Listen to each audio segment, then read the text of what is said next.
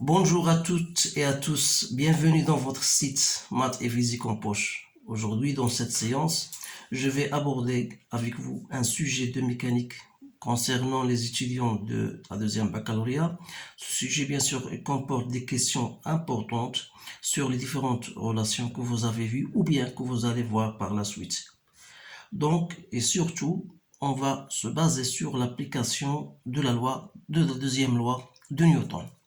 Donc, allez-y, je vais relire ce sujet-là, que vous pouvez scanner ou bien stopper votre vidéo et pour lire les questions. Enfin, vous allez répondre à ces questions-là. Donc, un canon lance un projectile, bien sûr, ça, ce sont les données. Un canon lance un projectile de masse m supposé ponctuel avec une vitesse v0, faisant un angle alpha avec l'horizontale à partir d'un point m0 situé à la hauteur h, au-dessus du niveau de la mer.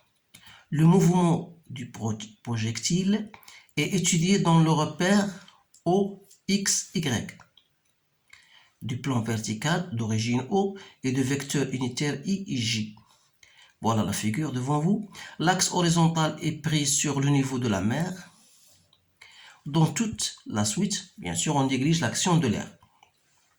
La première question, c'est de faire le bilan des forces appliquées au projectile, puis déterminer les composantes de l'accélération du mouvement. Deuxième question, on vous dit en déduire les composantes du vecteur vitesse V du projectile et celle du vecteur position OM à chaque instant en fonction de V0 GH. Troisième question, le projectile tombe au point C, centre du bateau, bien d'un bateau, tel que OC égale à D. Trouvez l'expression du temps de vol T1 mis par le projectile pour atteindre le point C en fonction de D, V0 et alpha. Donnez l'expression, ou bien en fonction de alpha, GH et D, l'expression de V0 pour qu'il tombe effectivement au point C. Faire l'application numérique. Établir l'expression de la hauteur maximale HM atteinte par le projectile par rapport au niveau de la mer en fonction de D, H et alpha. Ensuite, le projectile est maintenant lancé à partir d'un point O, origine du repère, avec un vecteur vitesse V0. Le bateau a une longueur L et de même direction que OX. Donc on va voir bien sûr la suite des questions posées. Maintenant, je vais répondre à chaque question et ensuite on passera aux autres questions. Donc c'est un sujet que vous remarquez bien, c'est un sujet assez important, plus ou moins difficile parce que ça comporte des questions que vous devez traiter d'une manière plus simple, mais à condition que vous saviez bien sûr bien votre cours de façon bien plus correcte. Donc, pour la première question, c'est une question banale, faire le bilan des forces appliquées au projectile. Alors là, le projectile, il est lancé à partir de point M0. Donc, il n'est soumis qu'à son poids, bien sûr.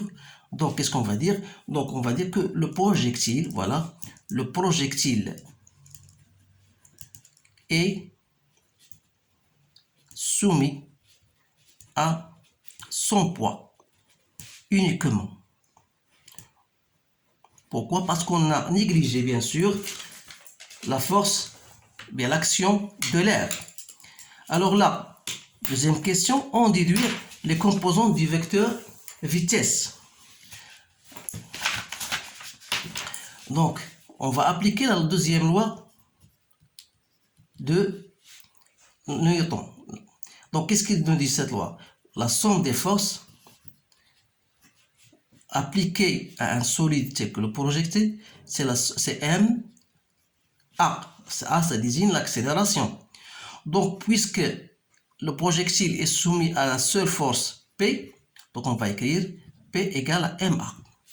Donc, qu'est-ce qu'il faut faire? Il faut tout simplement projeter cette relation sur l'axe OX et sur l'axe OY.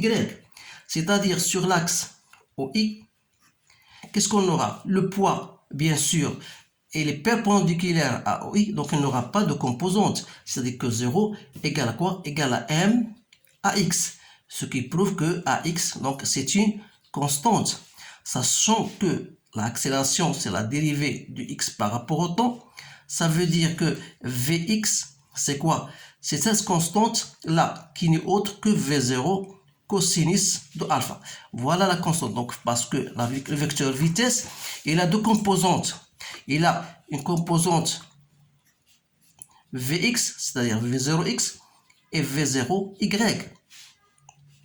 Tel que V0x, c'est quoi? C'est V0 cosinus de alpha. Et V0y, c'est V0 sinus de alpha. Alors là, voilà, on a déterminé Vx. Donc, on va déterminer Vy, c'est-à-dire sur OJ, cette fois-ci, on aura l'accélération, bien sûr.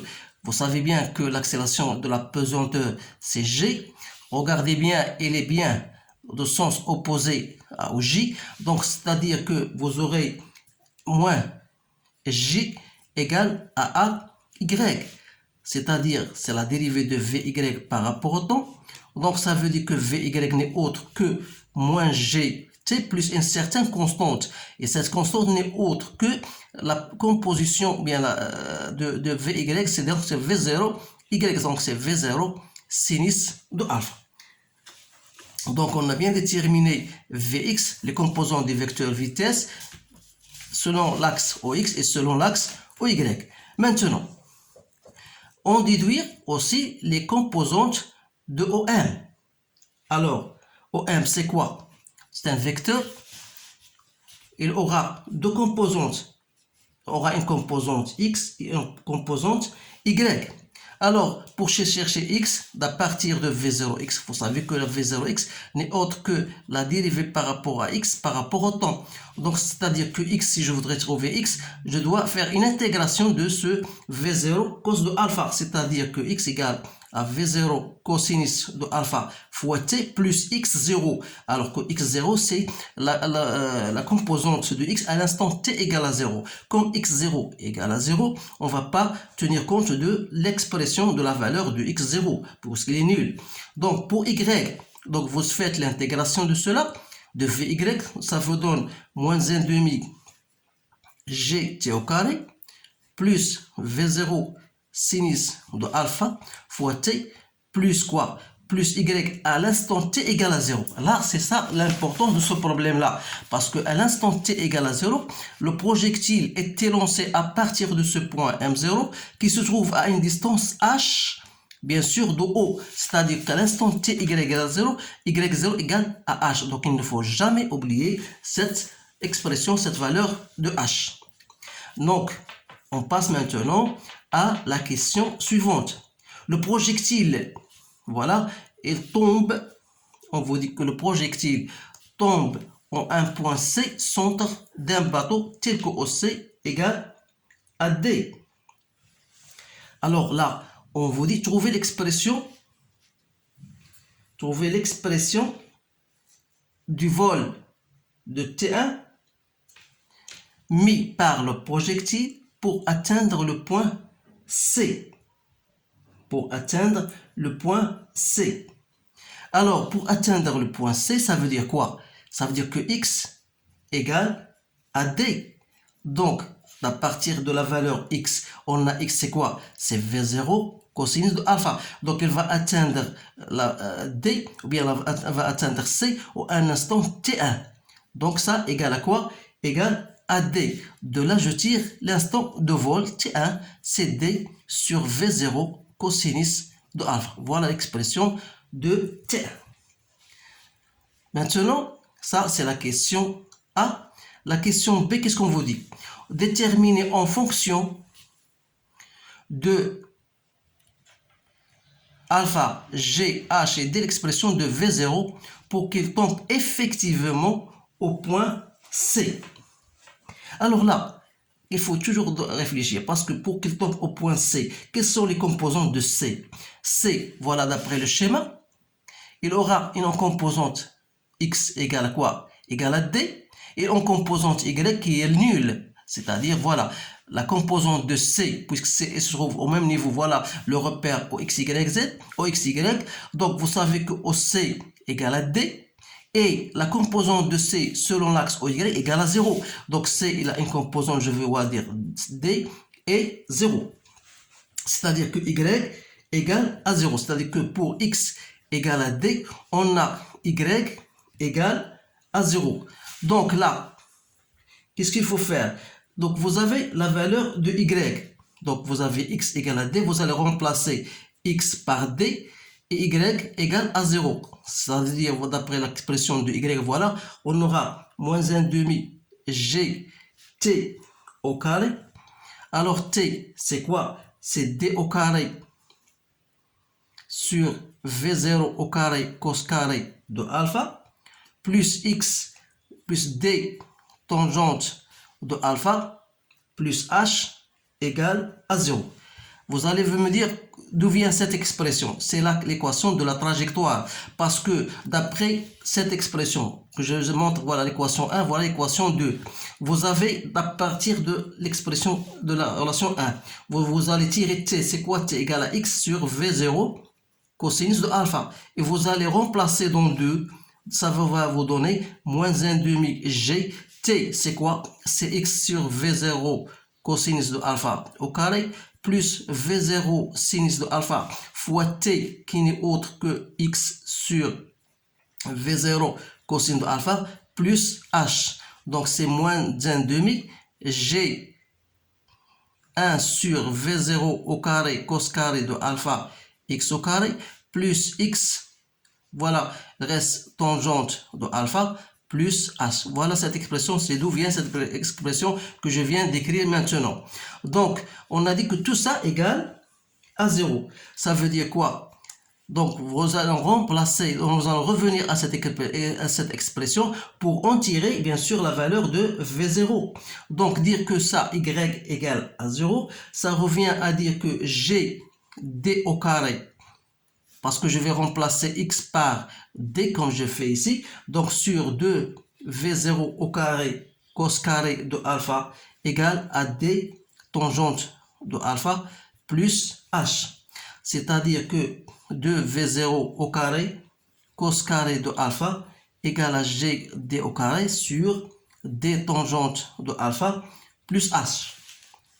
Soit disant V0 au carré, c'est G D au carré sur 2 cos carré de alpha D tangente de alpha plus H.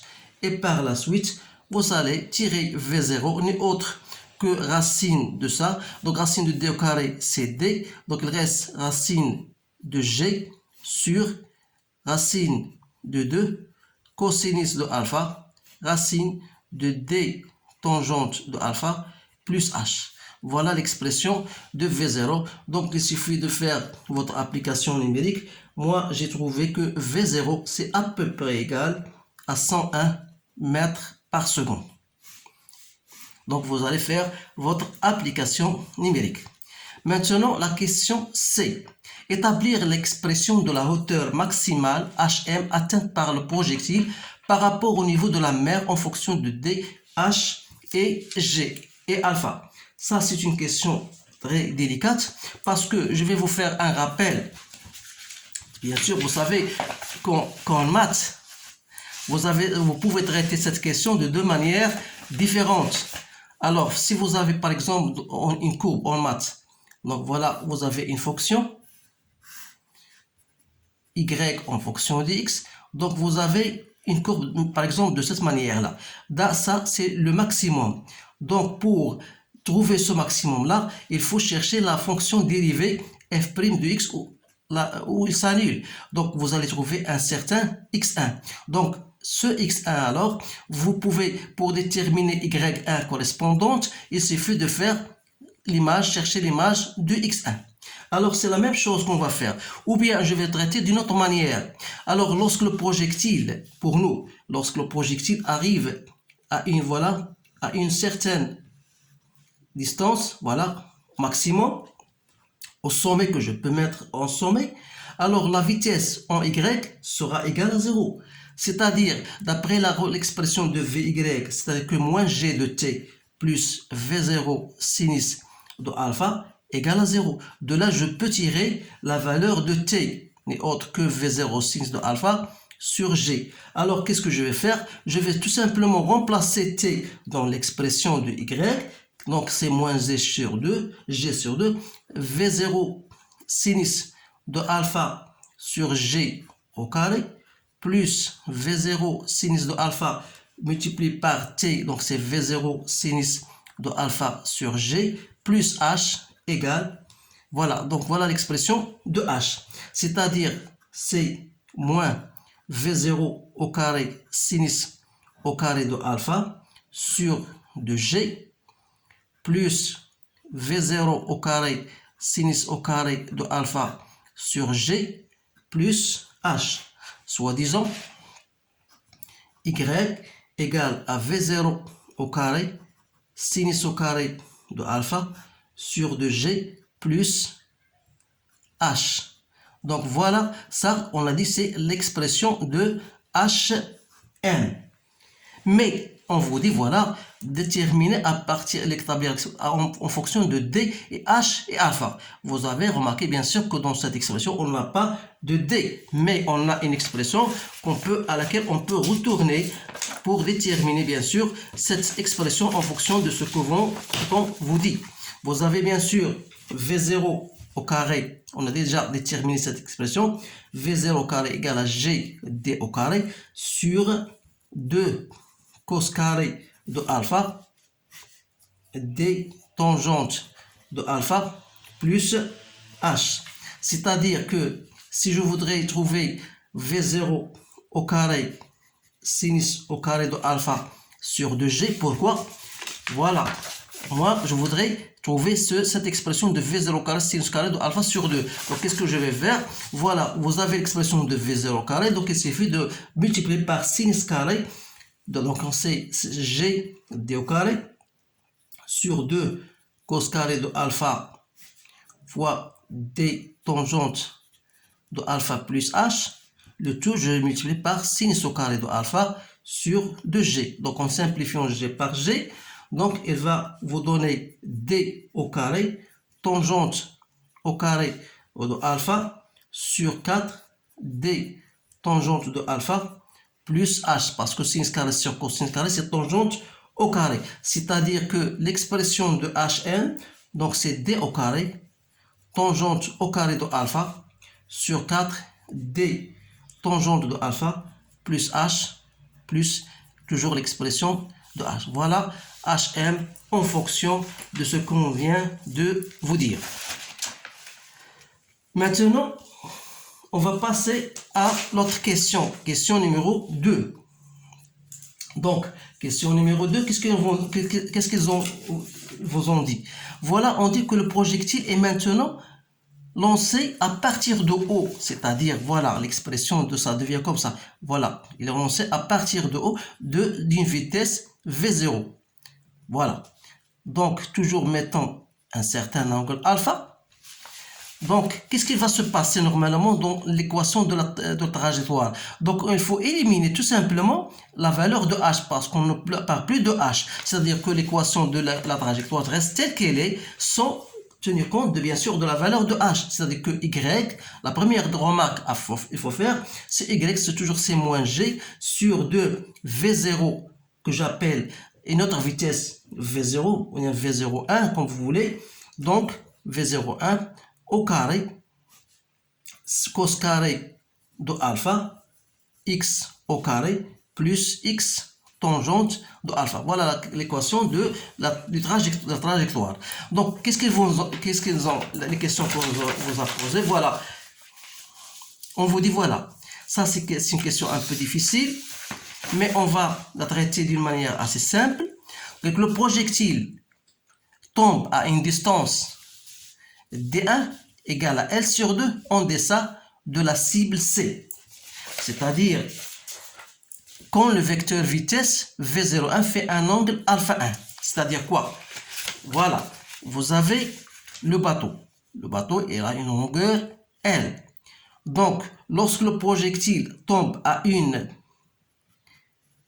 Voilà, lorsque le projectile il tombe à deçà de cette distance-là. Lorsqu'il tombe ici, c'est-à-dire, c'est quoi? C'est la distance. C'est quelle distance ça? C'est la distance, voilà, c'est D moins L sur 2. Voilà ça, c'est quoi? C'est L sur 2.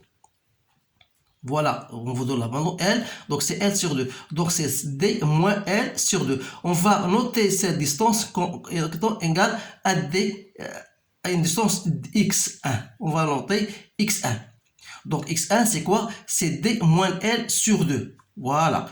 Donc avec L2 c'est D2. Et lorsqu'il tombe ici, c'est-à-dire que la vecteur vitesse V01 il a une longueur alpha 1 avec un angle alpha 1. Et ensuite, il peut tomber lorsqu'on a un angle, je ne sais pas, pour vous envisager bien sûr ce qui se passe. Donc il tombe, le projectile il tombe à une distance au-delà, c'est-à-dire il tombe ici, c'est-à-dire là vous avez une distance toujours L sur 2, donc il tombe à une distance D plus L sur 2, alors lorsque le vecteur vitesse, il fait avec l'horizontale un angle alpha 2. Donc voilà, j'essaie de vous faire comprendre ce qui se passe. Donc il vous dit que le projectile, il tombe au-deçà de la longueur L sur 2, c'est-à-dire il tombe ici, lorsque le vecteur vitesse fait un angle alpha 1 avec l'horizontale. Et lorsque le vecteur vitesse fait un angle alpha 2, alors là, il tombe à une distance au-delà de L sur 2, c'est-à-dire il tombe ici. Donc voilà, je répète, donc le projectile tombe à une distance D1 égale à L sur 2 en deçà de la cible quand le vecteur vitesse V01 fait un angle alpha 1 avec l'horizontale. Il tombe à une distance D2 L sur 2 au-delà de la cible quand le vecteur vitesse fait un angle alpha 2 avec l'horizontale. Le bateau ici posé immobile, voilà, pendant toute la durée des tirs. Donc exprimer, on vous dit voilà, exprimer la distance D1 et D2 en fonction de DGV0 alpha et l'angle de tir, soit alpha 1, soit alpha 2. Donc c'est une question qui n'est pas simple du tout. Donc qu'est-ce qu'on fait faire? Donc voilà, pour répondre à cette question-là, qu'est-ce qu'on a?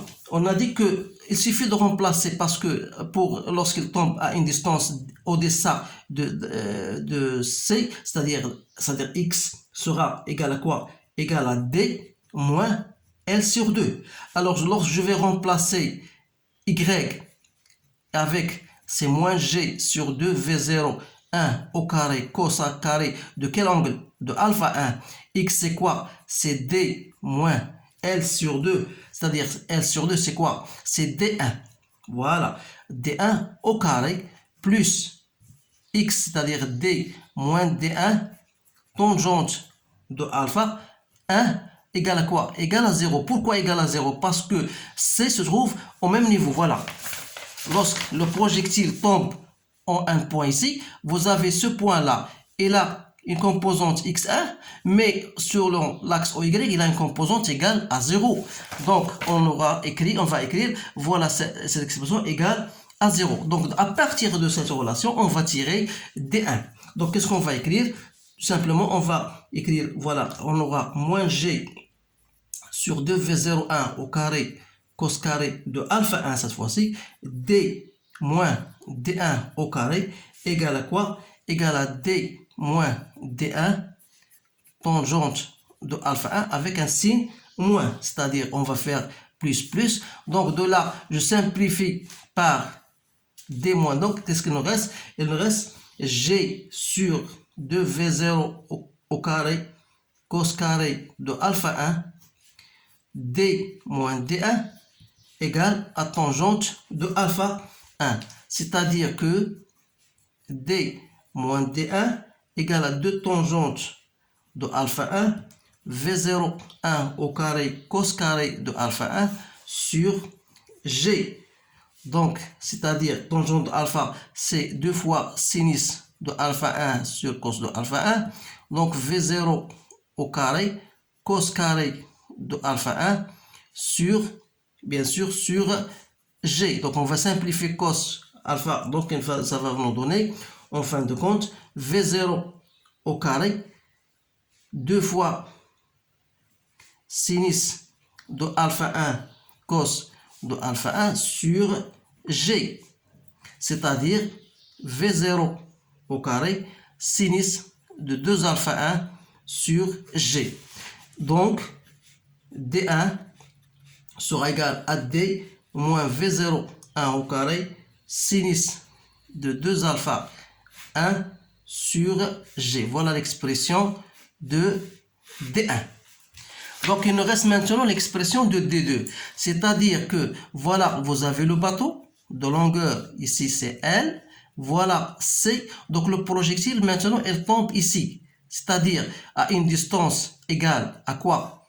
Donc, à une distance égale à D, plus L sur 2. Donc, c'est-à-dire que ce X-là, on l'appelle soit X, soit X2, on va l'appeler, donc c'est D plus L sur 2. Donc, toujours de la même manière, on va remplacer, donc Y, c'est toujours égal à 0, qui n'est autre que moins G sur 2V0 au carré, cos carré de cette fois-ci, on va noter alpha 2, parce que la deuxième expérience. Donc, on aura ici D plus D2, cette fois-ci, au carré, plus D plus D2 tangente de alpha. Donc, de la même manière, je vous laisse le temps de faire cette équation-là. Donc, vous allez trouver même donc, que D1 ou bien D2, cette fois-ci, sera égal à moins D plus V0 au carré, V01 au carré, sinus de 2 alpha 2, cette fois-ci, sur G. Voilà l'expression de D1 et D2. Enfin, on déduire la relation D égale à V0 au carré 1 sinus de alpha 1 plus sinus de alpha 2 sur 2G. Alors là, pour déduire cette relation-là, il faut toujours simplement, il faut noter que vous avez D1 égale à D2. Donc D1, parce que D1 c'est quoi? C'est L sur 2, donc D1 égale à D2. Donc à partir des deux expressions de D1 et D2, vous allez trouver l'expression de D. C'est-à-dire vous aurez tout simplement D moins V01 au carré sinus de 2 alpha 1 sur G égale à moins D plus V01 au carré sinus de 2 alpha 2 sur G. Alors là, vous allez obtenir donc D plus D, ça fait 2D.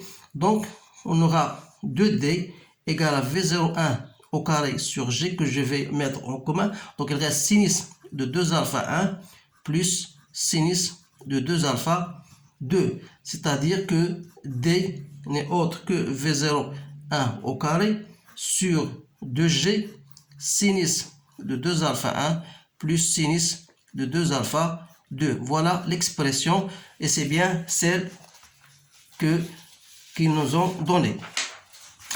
Enfin, il reste seulement la dernière question. Voilà.